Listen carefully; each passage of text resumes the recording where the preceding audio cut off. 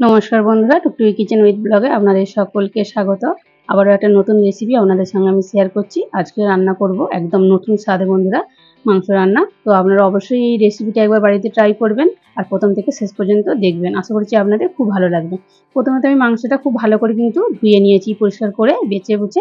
তারপরে বন্ধুরা দেখুন আমি এখানে প্রথমে অল্প একটু পেঁয়াজ কুচনো দিয়ে দিচ্ছি। বাকি যেটা থাকবে সেটা ভেজে আবার রান্না করব। তো বন্ধুরা তারপরে দেখুন মশলা দিয়ে দেবো। এখানে আমি আদা আর অল্প একটু জিরে বেটে নিয়েছি আর রসুন বেটে নিয়েছি। প্রথমে আমি আদা বাটাটা দিয়ে দেবো আর অল্প একটু রসুন দেবো। প্রথমে আমি মাংসটা কিন্তু ম্যারিনেট করে নিচ্ছি। তো বন্ধুরা আমি যেভাবে আজকে আপনাদের মাংস রান্না শেয়ার করছি আপনারা কিন্তু অবশ্যই একবার বাড়িতে ট্রাই করবেন, অসাধারণ কিন্তু টেস্ট আসে। তো বন্ধুরা দেখুন আমি এবারে এর মধ্যে শুকনো উপকরণ দিয়ে দেবো, যেমন স্বাদ মতো লবণ দিয়ে দিচ্ছি প্রথমে। তারপর দিয়ে দেবো হলুদের গুঁড়ো। তো মশলাগুলো বন্ধুরা আমি একেবারের জন্য কিন্তু দিয়ে দিচ্ছি বেশি বেশি করে। তারপরে দিয়ে দিচ্ছি ঝাল লঙ্কার গুঁড়ো। ঝালটা কিন্তু অবশ্যই আপনারা বুঝে দেবেন যে যেমন খাবেন। এবার আমি দিয়ে দেবো কাঁচা সরিষার তেল। এবার কিন্তু খুব ভালো করে আমি মেখে নেব। মশলাগুলো কিন্তু মাংসের সাথে খুব ভালো করে মেখে নিতে হবে।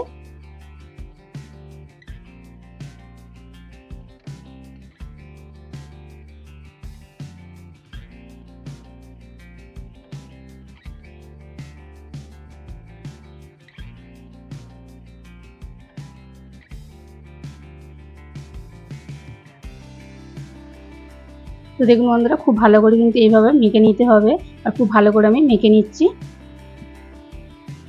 তো বন্ধুরা আজকের রেসিপিটা যদি আপনাদের ভালো লাগে অবশ্যই একটা লাইক করবেন, বন্ধুদের সঙ্গে শেয়ার করে দেবেন, চ্যানেলটিকে সাবস্ক্রাইব করে পাশে থাকবেন।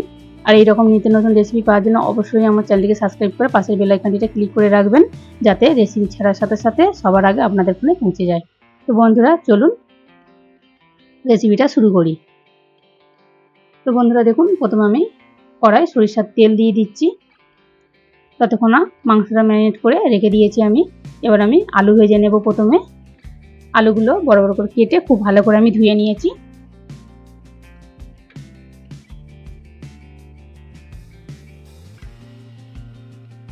আলুগুলো আমি লবণ আর হলুদ গুঁড়ো দিয়ে ভেজে নেব।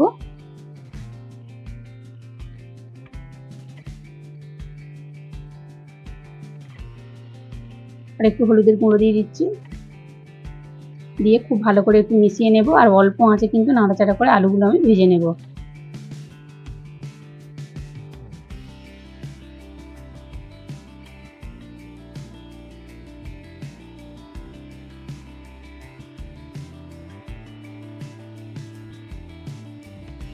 তো দেখুন বন্ধুরা এইভাবে আমি চাপা দিয়ে অল্প আঁচে কিন্তু আলুগুলো ভেজে নেব, তাহলে আলুগুলো কিন্তু খুব তাড়াতাড়ি নরম হয়ে যাবে।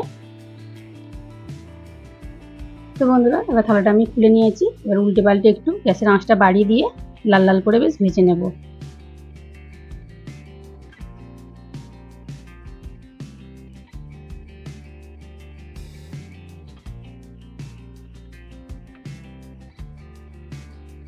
তো বন্ধুরা আলুগুলোতে আমি উল্টে পাল্টে খুব ভালো করে ভেজে নিয়েছি। আলুগুলো দেখুন ভাজা হয়ে গেছে। এবার আমি আলুগুলো তুলে নেব।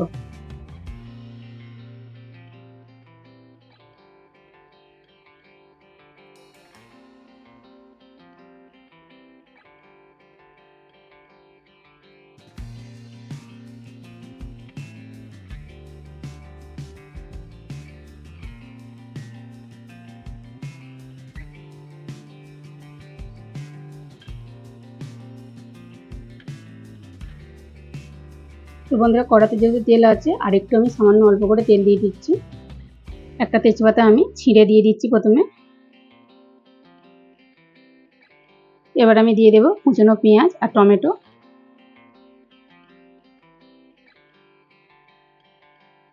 একটু নাড়াচাড়া করে নেব, আমি লাল করে কিন্তু ভাজবো না, একটু উল্টে পাল্টে নাড়াচাড়া করে নিচ্ছি।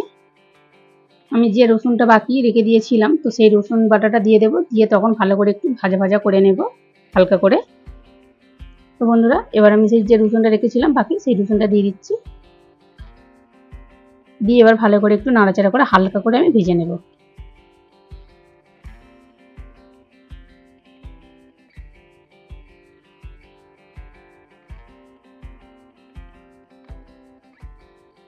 তো দেখুন বন্ধুরা উল্টে পাল্টে বেশ ভালো করে ভাজা ভাজা করে নিয়েছি।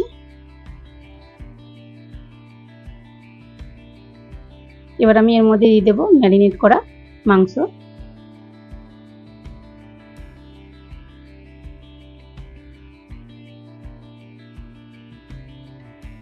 এবার মশলার সাথে খুব ভালো করে কিন্তু আমি মাংস একটু কষিয়ে নিচ্ছি।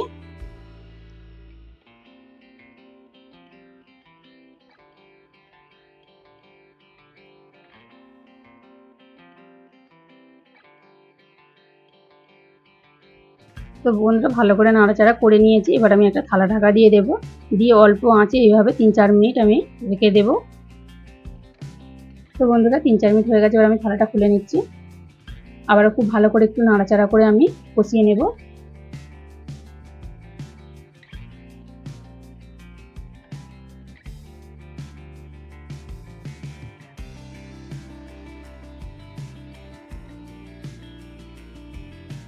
তো বন্ধুরা এবার আমি দিয়ে দেব চিকেন কারি মশলা। এই মশলাটা কিন্তু অবশ্যই বন্ধুরা দেবেন, তাহলে কিন্তু চিকেনের স্বাদ কিন্তু অসাধারণ হয়, খেতে কিন্তু খুব ভালো হয়। তো বন্ধুরা এবার দিয়ে দেবো আমি ভেজে রাখা আলু, দিয়ে কিন্তু এবার আমি একসাথে খুব ভালো করে আমি কষিয়ে নেব।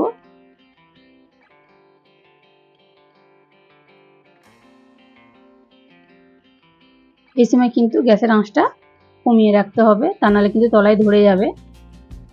একদম অল্প আঁচে খুব ভালো করে মেশাতে হবে।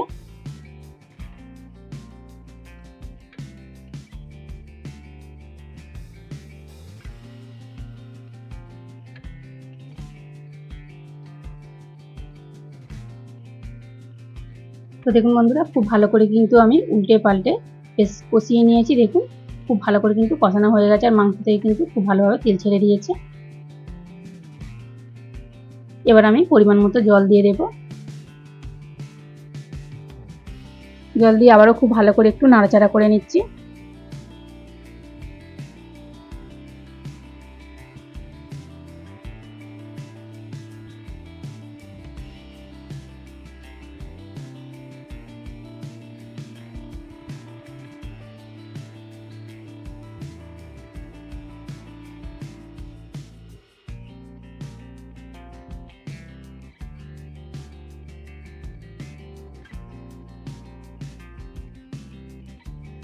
এবার আমি একটা থালা ঢাকা দিয়ে দেব, দিয়ে এইভাবে 6-7 মিনিট খুব ভালো করে অল্প আঁচে কিন্তু রান্নাটা করে নেব।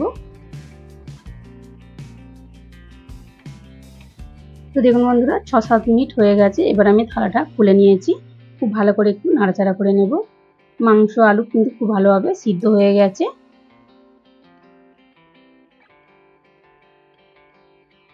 এবার আমি এর মধ্যে দিয়ে দেব গরম মশলা বাটা।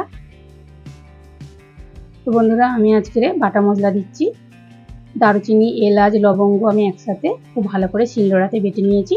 তো সেই মশলাটা দিয়ে দিয়েছি গরম মশলা, আর হচ্ছে দিয়ে দিচ্ছি একটুখানি জল দিয়ে আবারও খুব ভালো করে নাড়াচাড়া করে একটু টকবক করে বেশ ভালো করে ফুটিয়ে নেব।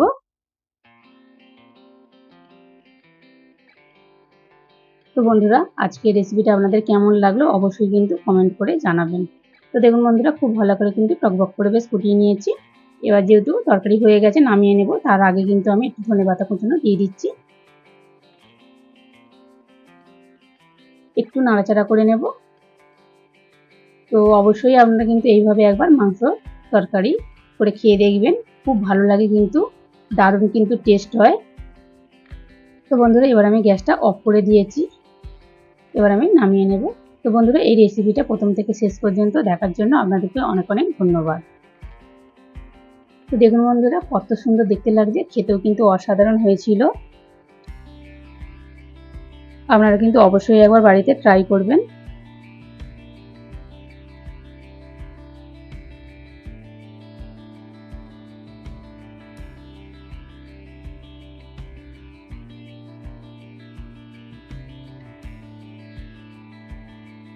তো বন্ধুরা দেখা হচ্ছে অন্য কোনো একটা রেসিপি নিয়ে। ততক্ষণ ভালো থাকুন, সুস্থ থাকুন, সাবধানে থাকুন।